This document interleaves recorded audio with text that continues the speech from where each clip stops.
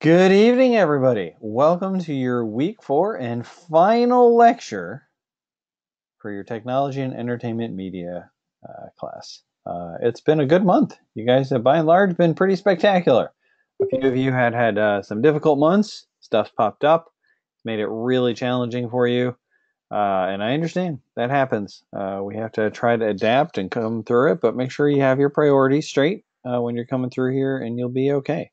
You will make it through, I promise. Now, we are jumping in with our overview, as we always do, and Riley in chat has already guessed it, because there are just, some sci-fi fans out there. I know you guys don't get the music, but I'm pretty sure just in the font. What? Jennifer! Oh my goodness. I don't know if you can stay in this lecture. All right, here's the question then. Have you watched Blade Runner or Dune? Hi, Chad. Blade Runner or Dune? No. Oh, you can't be in this class. I'm sorry. I have to ask you to leave. But not till like 7:30, okay? It's okay. You're going in a tech field. Those are like staples. Maze Runner's much more younger generation.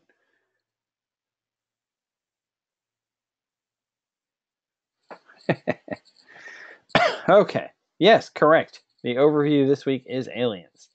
Now, that is just how your instructors try to stay entertained as we make stuff like overview videos telling you what you're going to be doing this week and everything else, and try to make them a little more interesting for you. Actually, Win, I do agree with you. And the interesting thing is for all of you, even in graphic design, definitely watch the original Blade. The new one, I thought they did a very good job. It stays true to the story and builds the universe more. But it is one of those rare cases where the original Blade Runner movie from the, I believe, late 80s actually holds up really well. Like the special effects, the story, all of it holds up really, really well. And a lot of the design elements and everything are run true in almost every other sci-fi staple about that kind of stuff now. Now, Eric, you mentioned Krull. Krull is actually one of my favorite movies. I am a bad movie junkie. And I mean junkie. As in, before Sharknado made the bad Sci-Fi Channel movies popular, I loved the Sci-Fi Channel movies. They were just awful. Krull is a unique thing. It's good stuff. Good stuff. There's a lot of good classic stuff there. Oh God, I love bad movies. I love bad movies. Unfortunately, the one of the ones that is... Oh, my wife actually can't stand them. She doesn't understand why I watch so much of the 80s and early 90s trash sci-fi and fantasy movies. And if you want truly awful, that is so hilariously bad, it's called Star Crash.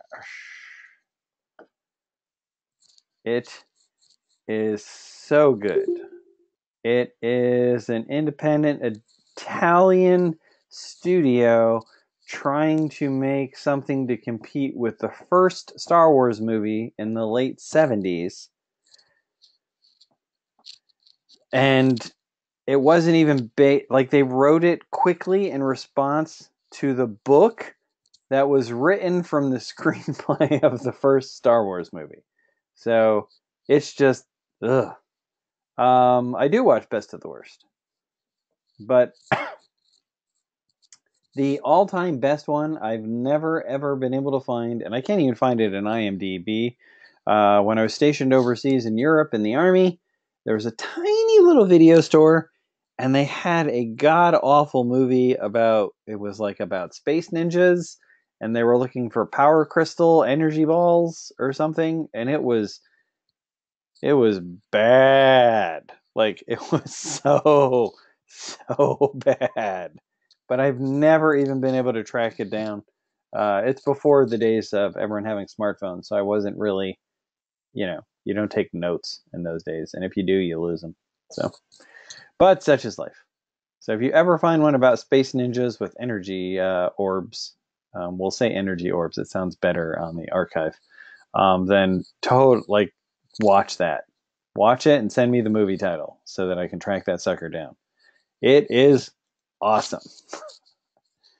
No, it was actually this would have been early 90s, and it was clearly made either early 80s or late 70s, I think. So it's bad. It is a Japanese or Chinese movie. I'm not sure which studio produced it because it's uniformly really, really, really bad. Clearly kung fu inspired, but it's space kung fu. So that made it cooler. Okay. Focusing, because it's going to be tricky for me this month. We're in our final week. We're moving forward. You guys are all going on to spectacular things. You're going to have an awesome time. All your crazy hard classes start and will run for the next year or two. You'll have some breaks. No, it wasn't animated, Riley. I appreciate the link. It was not animated. It was just a badly made movie, clearly on a soundstage. Yes, a lot of you are going into discrete math, right? Which, while spelled differently, my wife always makes the joke that it's very quiet math that doesn't want to tell anybody about itself. Because it's discrete.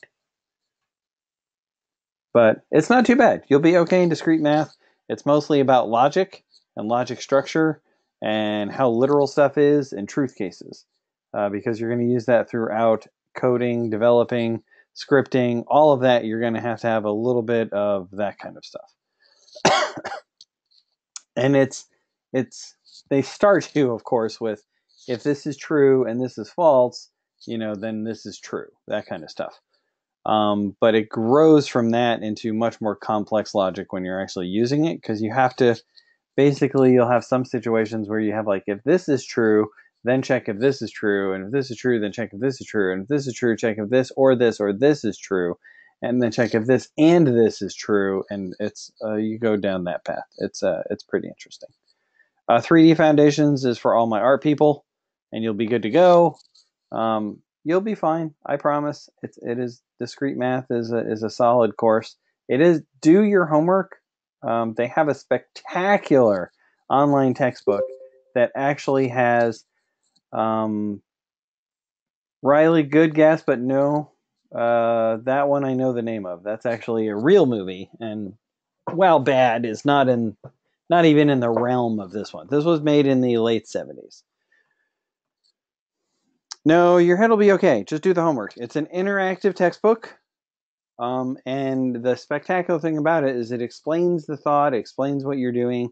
It gives you practice problems there in the book that it actually gives you direct feedback. Like when you do the question, it'll be like, that's wrong, try again. If you miss it a few times, it sends you to a review section of the book to go over the material in a different way. It's actually very well structured. And they make great use of interactive technologies to help you guys get along. And the instructors are awesome for one-on-ones, so make sure you take advantage of that, and you'll be good to go. I promise you, just work on it. Do not wait till Sunday and be like, oh, yeah, I'll just do all my math homework really quick today, because that's not how it generally is going to work out well for you, okay? So just advice moving forward, don't wait till the last day. Check the first day of every week what you have going on and what's due. Some instructors do have the due dates buried. So you can see here on our portfolio for 4.1, it's due Sunday, February 3rd. But you might see, if you scroll down, not in this case, in future classes, that you'll have an initial sketch for whatever you're modeling will have to be done by Wednesday. And you'll have to have that sketch posted and approved. And then your final drawing will be due Sunday. So you have to look out for stuff like that. Make sure, please, at the start of each week for your success, that you go through each of the assignments that are opening up for that week. Just give it a look over. You don't have to complete stuff. You don't have to do all the intense reading. Just look it over and try to see when stuff is due and what some of it's going to entail, okay? Don't panic. I promise you, we have good instructors here. You guys will be able to move forward just fine. Yes. Ian, I think, I don't know. I don't know how to phrase it. It's more applicable? I don't know. When you're in college and you're doing college math, it's just different. You're an adult and you're not in a school classroom being, I don't know. I can't describe the difference, but it's different. Agreed, Jennifer. Although some people never really learn how to learn, unfortunately. That's one of the reasons you're here at Full Sail. We teach you how to learn stuff so that you can continue to grow. Because all of your fields, as I've mentioned every lecture, constantly change, and you will constantly need to stay up to date on what's what in your field and how things are flowing and how it all goes, that kind of stuff. All right? So this week, we only have 2 things for you. I'm going to start with the more complex one. So we are going to jump to 4.1 portfolio competency. That's the professional spotlight. So in this one, we provide here a set of links. These go to some videos. The videos are from various people in your various industries. It is not an exclusive list. You are welcome at any time to go choose any other videos as long as they're in line with what some of these videos are, and you'll be able to write 2 detailed paragraphs about the video, answering the prompts down here. Like, what's it related to? What did you learn about the person? This kind of stuff. All right? So that is the biggest thing. This list is not exclusive or exhaustive. Use it as a starting point. You can use any other videos you wish. Every video you watch, and if you go by the rubric, you're going to have a total of, I believe, 5. You, for each video, are going to write 2 detailed paragraphs. Okay? Software development, Kalia, we're actually still gathering links because you guys just recently went online. You can literally use any of the development degrees, though, and they all go to different code repositories and sources. So all of those will work for you. But congratulations, your degree program is new and fresh, and all your teachers work across the aisle from me. So they're good peeps. So you're going to pick 2 from your degree. Now, I have had questions in the past where people were confused by this particular thing. No, in no way and at no time do I want you to talk about your current career. That's great. Whatever you're doing, that's the focus of this assignment is looking into the industry. Who's in the industry you would or might be going into that your degree is focused on. So while we did have a student in the past who was taking a degree because it was something of interest, she was actually a blacksmith and wanted to do this particular assignment on blacksmiths. And that wasn't quite the focus we were looking for. So we had to nix that. So just stay focused. 2 videos from your particular thing, okay? Then what you're going to do is go and choose 2 other videos from one of the other degrees here. And you're going to write 2 paragraphs. 2 paragraphs per video, okay? Key thing here is each video gets 2 paragraphs. For some reason, people muddle that up and they go, oh, well, I have 2 paragraphs for 2 videos, so we're good. That's not how it works. So keep that in mind. And your next 2 will also have 2 paragraphs per video, okay? So at this point, when you get to B, you'll have 4 websites total, and you'll have 8 total paragraphs. And then your very last one, you get to choose any video you want, or think would be interesting. And you can tell why you picked the video and how you think it relates to your field, that kind of stuff. You can use any source. Again, any video Does not have to be from this list, but it does need to be focused on your industry and a professional from your industry. Does that make sense? So we don't want, you should not, as an example, if you were in game design or any of the development degrees, you should not have a panel from Blizzard discussing new upcoming things from BlizzCon. Can anyone tell me why that would not be appropriate for what we're looking for? Why would BlizzCon and a panel at BlizzCon not be what we're looking for this assignment?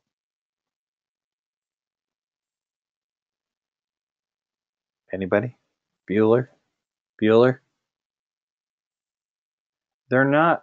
It's not that they're not professional. Who is that aimed for? Who is BlizzCon aimed for? If you're not familiar, BlizzCon is literally a consumer convention put on by Blizzard to hype up all of the stuff they're coming up with in the next year. So that is aimed for not professionals, not amateurs, but fans. So you need to make sure whatever video you are finding, it should be from a specific speaker, but you're going to find out what speakers there are in your field. That's part of the assignment. And if they, know what they're talking about and everything. Okay? So you're going to have a total of 5 videos, citing that all you need is the link. I am not an English teacher, so all I need is this link.com, etc., etc. That's not a, does that go anywhere? I wonder if that goes anywhere. Hold on, let's see if this link, oh, it does. Somebody took thislink.com.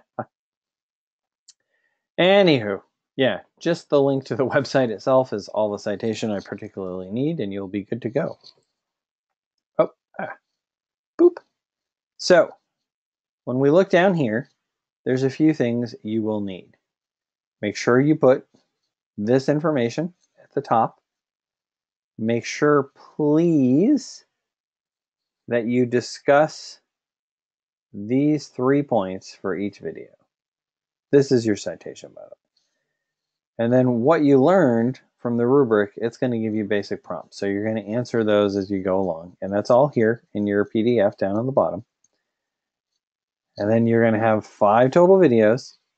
And you're going to upload them no later than Sunday. Okay? We have some people, for some reason, that without contacting me at all, submit stuff on Monday. That's great. You should probably reach out to your instructor before the work is late and maybe mention that you're having difficulties or something. That would probably be a better route than to just submit it late and hope that I take it. So understand, I'm actually a super easygoing instructor as far as some full sail classes go. Some of the degree programs you're going into have a policy that they only accept late work from 12:01 a.m. all the way to 11:59 p.m. the next day, and that work receives a 25-point deduction for being late, and after that, they do not take the late work. So make sure you are on top of this. That's not saying they're not flexible, and if you're having issues or things come up in life, communicate with your instructors. They actually can't read minds. I know you think we can, but we can't.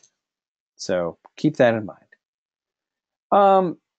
You can just type it up, but I would like you to dig into the videos and what they're talking about and try to see who is in your particular industry. It doesn't have to be crazy creative, but it does need to be relevant and topical to your industry and where we're going with that.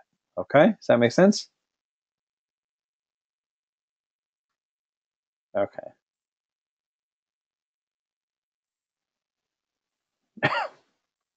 Deborah, do you have to be extra? Yes. Extra is always good. On the rubric, it should have an area with a little bit of creativity and stuff like that. Basically, if you include some images, you change your font, and you have it nice and organized, that's all I'm looking for. I need to be able to read this. Because understand, I will be reading 75 of these. So if I get just a blah Word document that has all this wall of text, if you're trying to give a specific message to me, it might be lost in the literal white noise of your paper. So just some visual points, some organization, and it always goes a long way to making your teacher appreciative. Okay?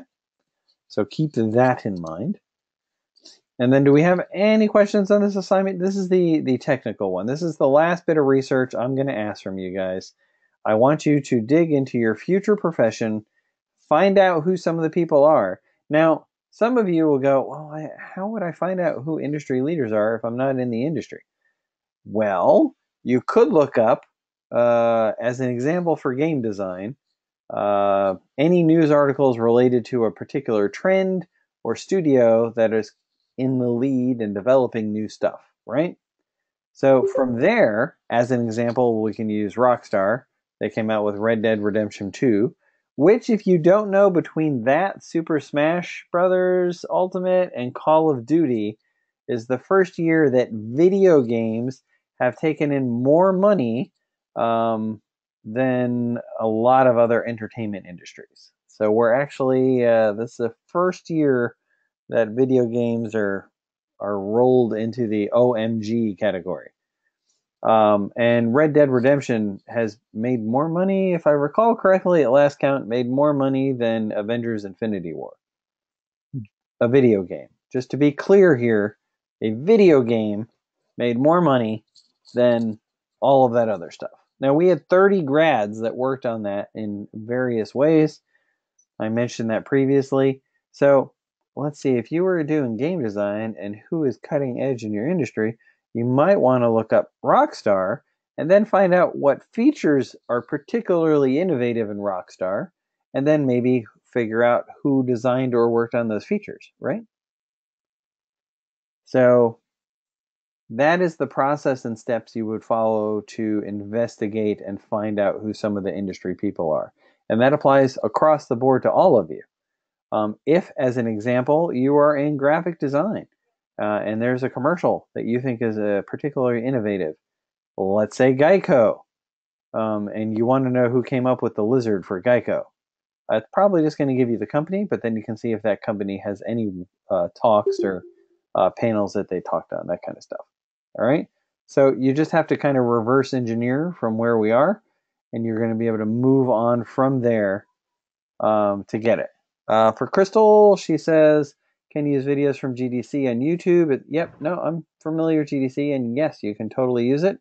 The tutorials, not so much, but as an example, one of the GDCs I went to, there's a video game called Limbo. Is anyone familiar with Limbo? It's kind of a black outline, like you have a little boy, and he's going through a weird world, and it's a puzzle. It's a platform puzzle game, but it's super innovative. And it was with the sound designer, the composer for the game. There's no music in the game at all. He used the sound effects and aspects of the world as your character walked over and interacted. That's the soundtrack of the game. So he talked all about his process, why he made those choices, what he did, how he put it together, that kind of stuff. Okay? So within that realm, yes, GDC videos are totally okay. What I don't want is, okay, so we're going to open up Photoshop, and in Photoshop you're going to do this. That's not telling me really anything about it. That's a how-to video. We're not looking for how-to videos. We can have discussions about the how-to, like here's why we added this feature, that kind of stuff, but not the how-tos themselves. Okay, does that make sense? Okay. Any other questions on 4.1? 4.1. No? Nothing? Nothing? Bueller? Bueller? Nothing? Okay. People are getting the Bueller reference, right? Please? Somebody? Okay. Thank you, Jennifer. Because I will tell you, It crushes my heart when I do that in the live lecture, and students have no idea what I'm talking about. They don't know who Ferris Bueller is.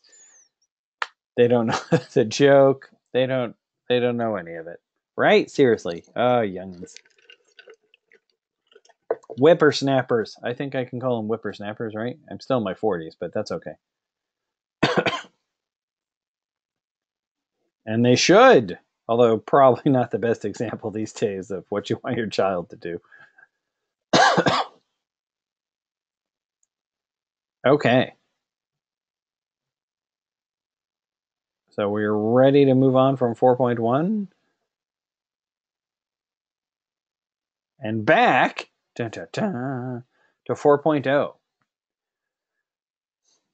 This one's actually easy, and it makes a week 4 lecture surprisingly short by comparison. This month, you've learned stuff, hopefully. You've applied yourself. You've looked into your industry. You've looked into your degree.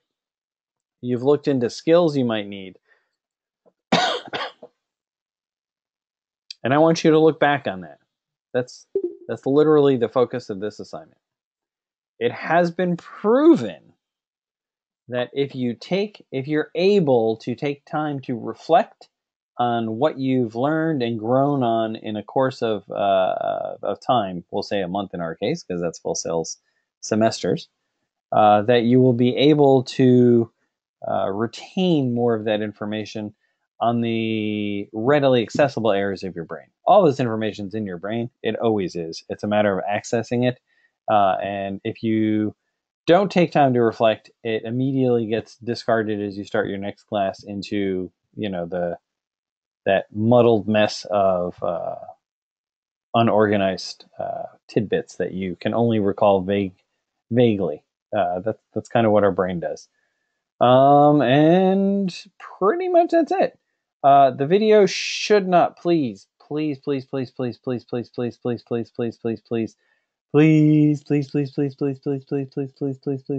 not give me like a 15-20 minute video. No matter how much you want to share stuff, no matter how crazy creative you want to go on this, and I urge you to go creative, you'd be hard pressed to top a student I had. I think it was, it was like 5 years ago now. They were a puppeteer, and they used basically Muppets to do their whole video. They were never in their video. They set up a stage, and they had Muppets, and the Muppets gave their reflection video. You can be as creative as you want with this. Brian, you don't have to be in the video. You don't at all. Your voice must be in the video. Take care, Jennifer. Have a great night. And watch those movies. Blade Runner 1, Blade Runner 2, Dune miniseries from Sci-Fi, any of those. And if you can tell me like 2 or 3 trivia things from them by the end of the month, we'll talk about extra credit. Just kidding. No extra credit, but watch one of those movies. Seriously. Yeah, animated video is totally okay. Some people will screen record playing various games, make sure it's appropriate. And then you can voice over that if it's topical.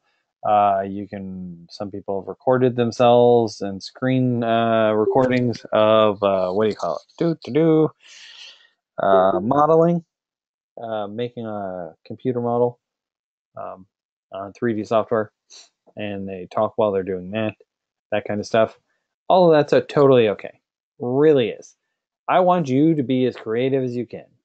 As long as you answer these 4 prompts with your actual voice, do not submit animated PowerPoints that just answer these questions and call it a day. I want your thoughts, your inflection. I want to hear your voice. And as long as you have those things, you're okay. All right. Now, here's the other tricky thing. It's actually due by Thursday. All right. Thursday of week 4, your video needs to be uploaded. Can anyone tell me why we would want it uploaded by Thursday? Why would your video? Right. it's very hard for classmates to respond if nobody has uploaded their work yet. And if it's not due till Sunday, most people would do it Saturday or Sunday. So the second part of this, you must actually reply with some substance to your peers. So start working on your video now. You got 2 whole days left, right? Go as crazy creative as you want. I'm not asking you to do heavy research on this one. This one is, hey, here are 4 prompts, and I need to be creative. That's all we're really looking for in this, okay? So you're going to go take care of that. You're going to post it by Thursday.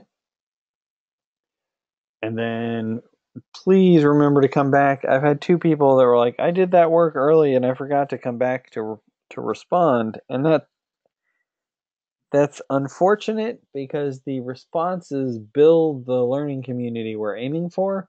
So it detracts from that. I can't really accept late responses.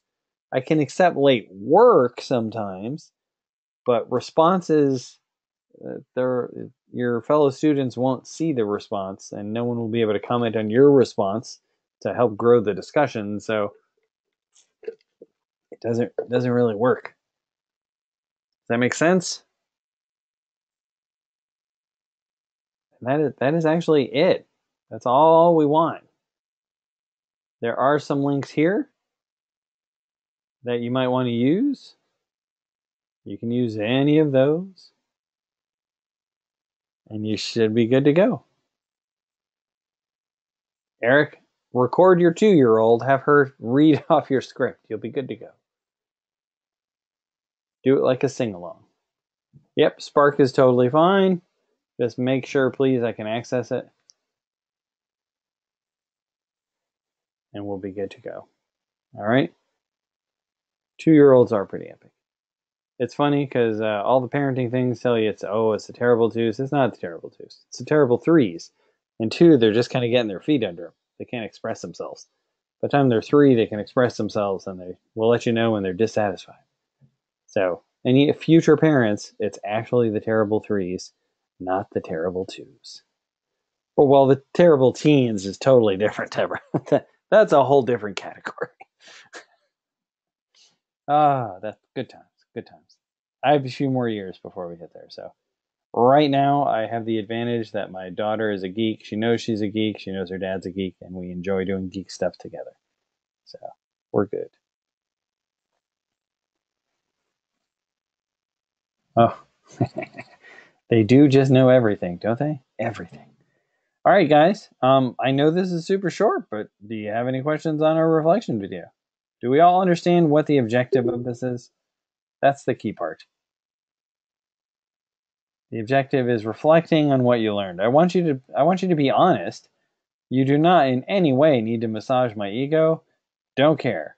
I will improve and change this class continually as I have done for the last few years, and I will use your feedback to locate problem areas. All right?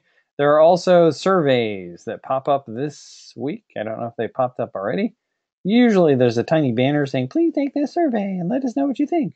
Those are anonymous, and those really, really, really, really, really, really help me know if there's issues or problems in it. Yes, Deborah, it was Alien. So please take a minute to do the student evaluation is what it used to be called. I can't never remember the name. They keep changing it. But do the student evaluation. Do this reflection videos. Be honest. If what you're telling upcoming 10 students is you found this class to be a waste of time, that's okay. You can have this class be a waste of time. That is totally valid opinion. Whether it's true or not, opinions are like body parts. Everybody has them, right? So keep that in mind. Ground your information on what you found true or not true in the particular class. That's what we're looking for. I want you to look back at your experience, look back at what you've learned. I know I am 100% aware my class has way more research than any of you probably expected to be doing. And you were like, well, okay, well, I need you to research. I need you to find out what the hell your industry is about, right? I need you to find out what your degree program's about. I need you to find out about what being a professional is about. So that requires you to look up stuff, and then we can have discussions with it from there. Okay? Hopefully that all makes sense and works for you guys. I'm glad you enjoyed it, Deborah. Does anyone have any class-wide questions? Any class-wide questions?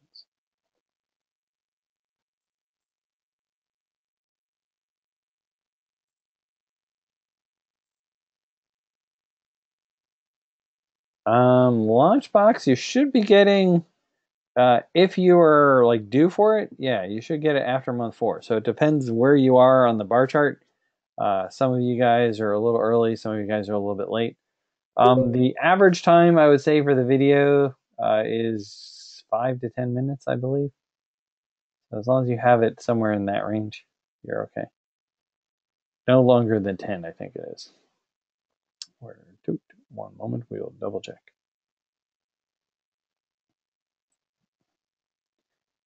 The video can technically be anything, but it needs to be topical, preferably.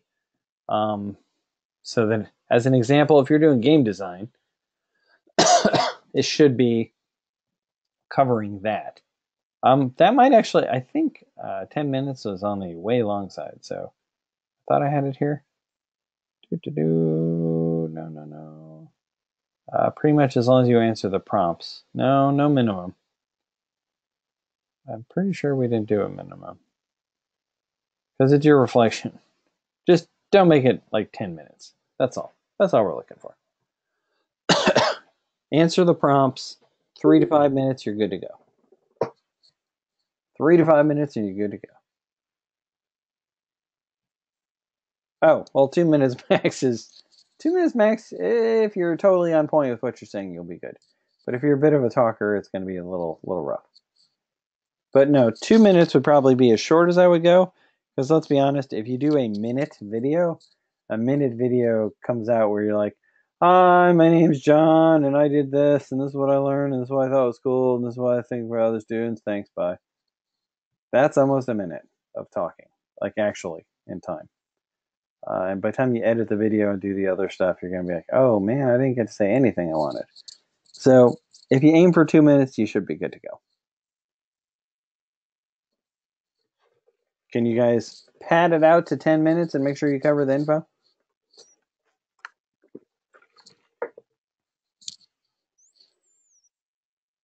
Yep, write it out and you'll be good.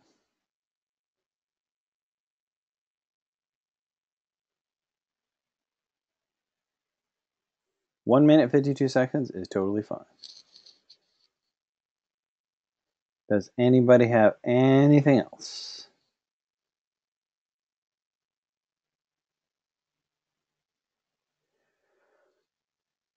Yeah, it's sounding better. I still have the little weird wheezy cough every now and then, but I think it's definitely better, especially better than week 1, but it's better than like last week and stuff, so. Yep, I can get through most of it without it being like,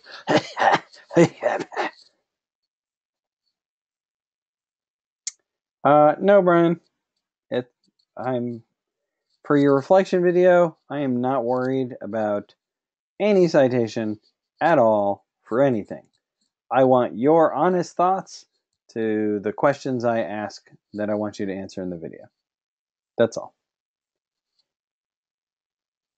No problem, Jessica. The archive will be posted in the announcements or the message area of your individual section tomorrow morning.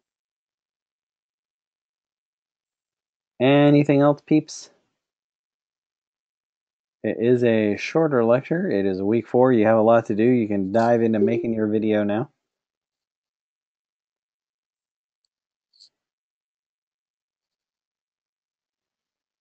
No? Questions?